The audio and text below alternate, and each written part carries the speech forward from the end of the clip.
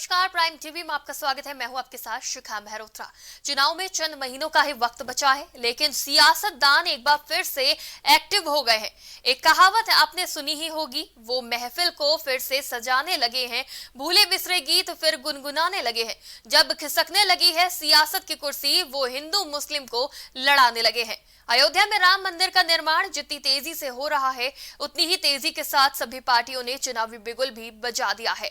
अब सभी पार्टियों ने विपक्षी दलों पर जुबानी हमले तेज कर दिए हैं। चुनावी मुद्दों के साथ ही ऐतिहासिक घटनाओं को भी लेकर वार पलटवार शुरू हो गया है। सभी राजनीतिक दलों का अपने अपने चुनावी अभियान की शुरुआत रामनगरी से करना इस बार का संकेत है कि अयोध्या और राम मंदिर यूपी के चुनाव में कितने अहम होंगे। लेकिन 31 साल पहले की वो घटना 30 अक्टूबर का दिन सबको याद ही होगा। चुनाव नजदीक आते ही एक बार फिर नेताओं को 31 साल पुराने अयोध्या कांड की याद आने लगी है। वहीं अब ये दिन भाजपा का चुनावी मुद्दा बनकर उभर रहा है। भूले तो नहीं अब्बा जान ने चिल्लाई थी निहत्थे राम भक्तों पर गोलियां। क्या ये इस दिन से जुड़ी कहानियां? चलिए बताते हैं आपको। इस भाजपा ने खेला था हिंदू कार्ड। देखिए ये रिपोर्ट। राम को छोड़कर इस देश की कल्पना की जा सकती।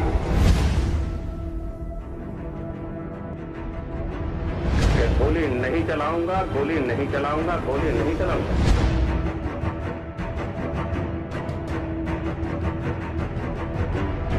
भारतवासी श्री राम की संतान है। मुरली मनोहर जोशी भी राम की संतान है, तो सैयद शाहबुद्दीन भी राम की संतान है।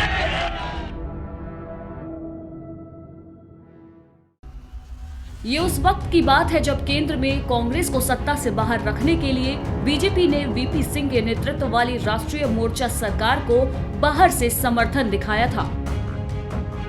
मगर सरकार की ओर से मंडल कमीशन रिपोर्ट को लागू किए जाने के फैसले ने पार्टी को असमंजस में डाल दिया। कुछ नेताओं की राय में ये हिंदू समाज को विभाजित करने का एक षड्यंत्र था, तो दूसरी ओर कई नेताओं की राय थी कि पिछड़े वर्गों के लिए सकारात्मक कदमों की शुरुआत को पूरा करने के लिए यह एक जरूरी कदम था। लेकिन 25 सितंबर 1990 को आडवाणी ने एक अभियान की शुरुआत की, जिसके 5 हफ्ते बाद आडवाणी की रथ यात्रा अयोध्या थी।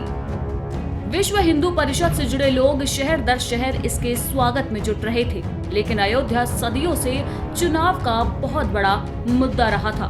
हमारा कहना है कि श्री राम भारत के हर नागरिक के पुरखे थे।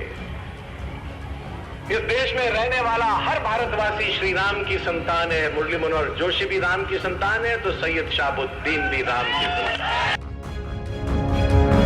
तो आडवाणी की रथ यात्रा उस दौर में भी वीपी सिंह सरकार के लिए एक बड़ा सरदर्द साबित होने लगा था, क्योंकि इस अभियान ने धार्मिक भावनाओं को उकसाने का खतरा बढ़ा दिया था, जिसे नजरअंदाज नहीं किया जा सकता था। मगर इसे रोकना भी सरकार के लिए आसान नहीं था। बड़ी आसानी से आडवाणी की रथ यात्रा दिल्ली तो पहुंच गई, जहां आडवाणी कई दिन तक रुके और वो सरकार को लगातार गिरफ्तार करने की चुनौती देते रहे।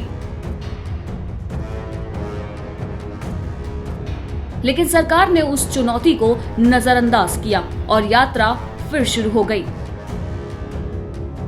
हालांकि अपने अंतिम मुकाम पर पहुंचने के एक हफ्ते पहले जब रथ यात्रा बिहार से गुजर रही थी, तो वहां इसे रोक दिया गया। उस वक्त तत्कालीन बिहार के मुख्यमंत्री लालू प्रसाद यादव के आदेश पर आडवाणी को हिरासत में ले लिया गया। जब आडवाणी हिरासत में थे, तब हजारों की संख्या में कार सेवक पूरे देश भर से अयोध्या की तरफ कूच करने लगे।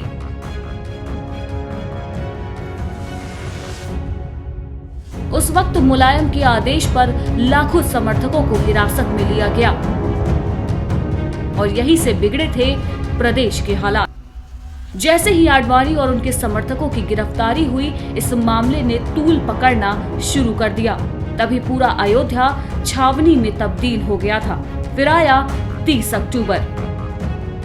चारों तरफ सन्नाटे को चीरते हुए सरयू पुल पर हजारों की संख्या में समर्थकों की भीड़ एकाएक उमड़ पड़ी।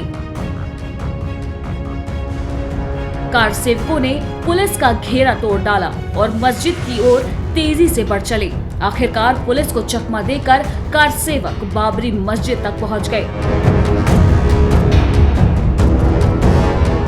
उस भीड़ के हमले को रोकने के लिए सुरक्षा बलों ने पहले आंसू गैस और फिर बाद में गोलियों का सहारा लिया।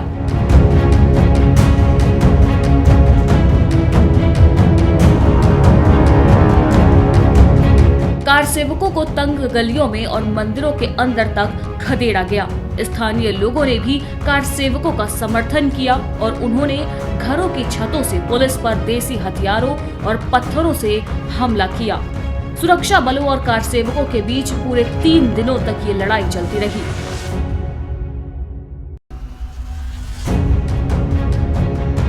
फिर आया 2 नवंबर 1990। आज से 31 साल पहले की ये तस्वीरें। अयोध्या में विवादित ढांचे के पास जमा हुए कार सेवकों पर उत्तर प्रदेश पुलिस ने गोलियां चलाई थी।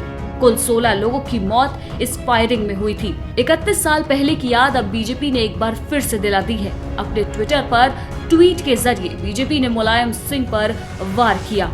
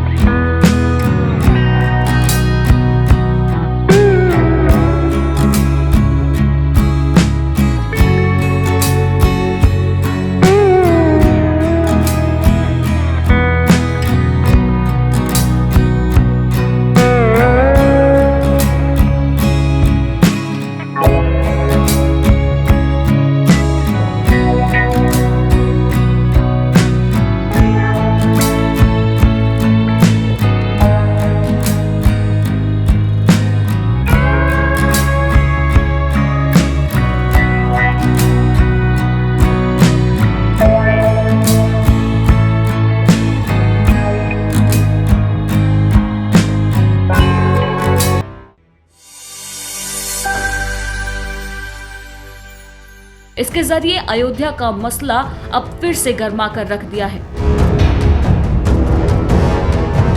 वहीं 2013 में ही मुलायम सिंह ने कहा था कि देश की एकता के लिए उनकी सरकार की पुलिस को गोली चलानी पड़ी थी।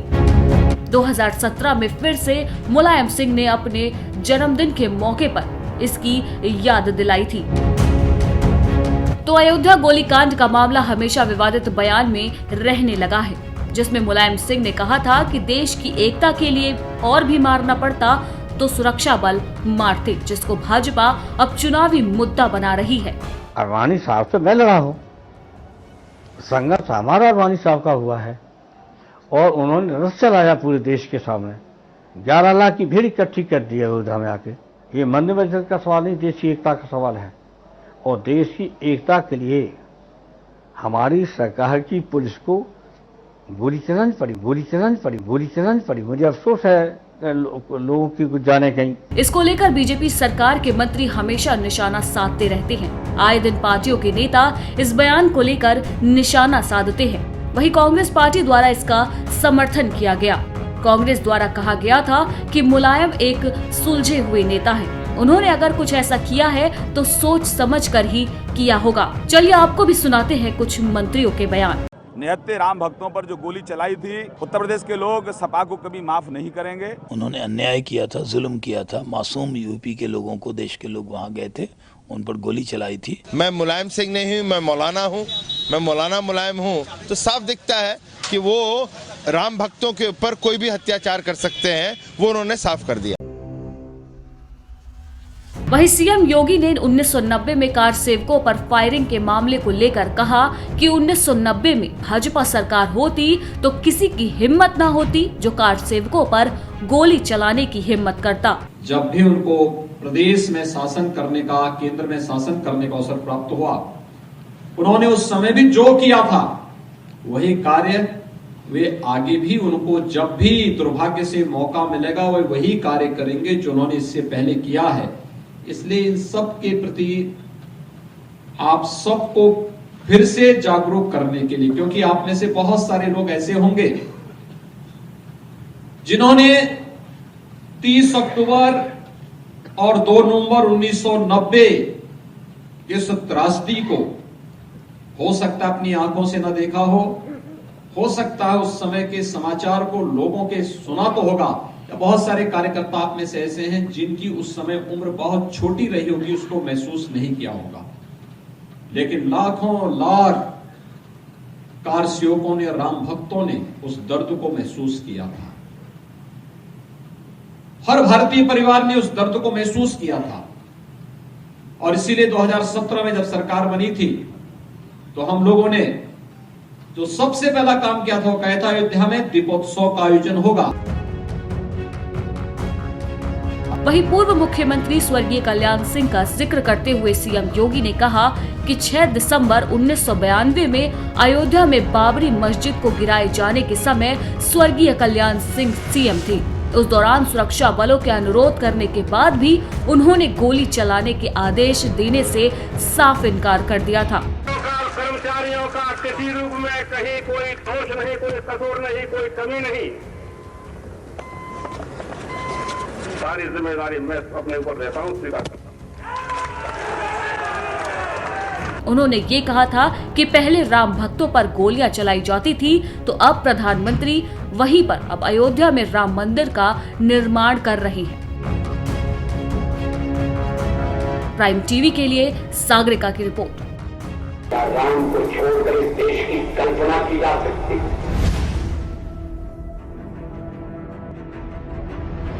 गोली नहीं चलाऊंगा, गोली नहीं चलाऊंगा, गोली नहीं चलाऊंगा।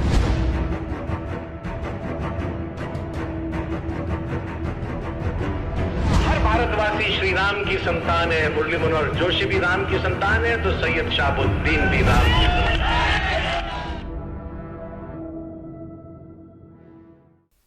तो आपने जाना 30 अक्टूबर और 2 नवंबर 1990 की कहानी कि कैसे राम भक्तों पर गोलियां चलाई गई थी और क्या थे उस वक्त के बयान। फिलहाल इस रिपोर्ट में इतना ही। आप देखते रहिए प्राइम टीवी।